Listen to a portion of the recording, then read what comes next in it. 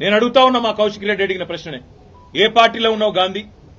అసలు మీ 10 మంది ఎమ్మెల్యేలు ఎవడైతే పార్టీ మారినరో, ఎవరి ఇంటింటికైతే పోయి ముఖ్యమంత్రి అనేటోడు కండువా కప్పిండో, ఫస్ట్ మీరు ఏ పార్టీలో ఉన్నారో చెప్పండి. మీకు ఇప్పటికే స్పీకర్ దగ్గర పిటిషన్లు ఉన్నాయి 10. స్పీకర్ గారు కూడా తేల్చాలా.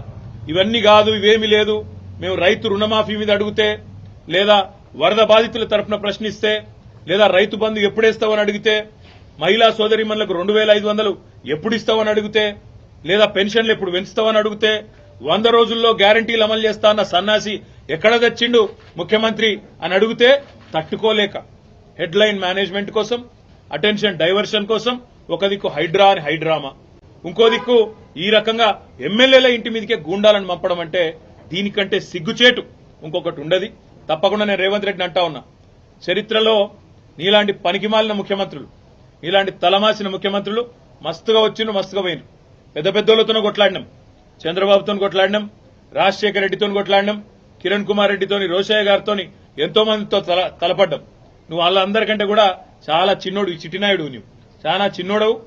నేను మా దగ్గర మా భాషలో చెప్పాలంటే హైదరాబాద్ లో బుల్లబ్బాయి అంటారు నీలాంటి వాళ్ళు. ఇలాంటి బుల్లబ్బాయిలు చిట్టినాయుడులో చాలా మందిని చూసినాం.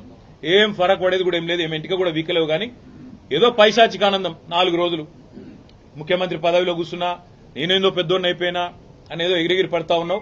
రేవంత్ రెడ్డి గారు అధికారం ఎవరికి శాశ్వతం కాదు. నువ్వు ఒక దుష్ట సాంప్రదాయానికి తెరలేపుతా ఉన్నావు. ఇది తప్పకుండా నిన్ను దహిస్తుంది, నిన్ను వెంటాడుతుంది. రేపు నువ్వు పదవిలోకి దిగిపోయినాక తప్పకుండా నువ్వు ఈ రోజు ఏదైతే దుష్ట సాంప్రదాయాలు నెలకొల్పుతున్నావో ఇవన్నీ నీకే చుట్టుకుంటాయనే మాట కూడా నేను వారిని హెచ్చరిస్తా ఉన్నా.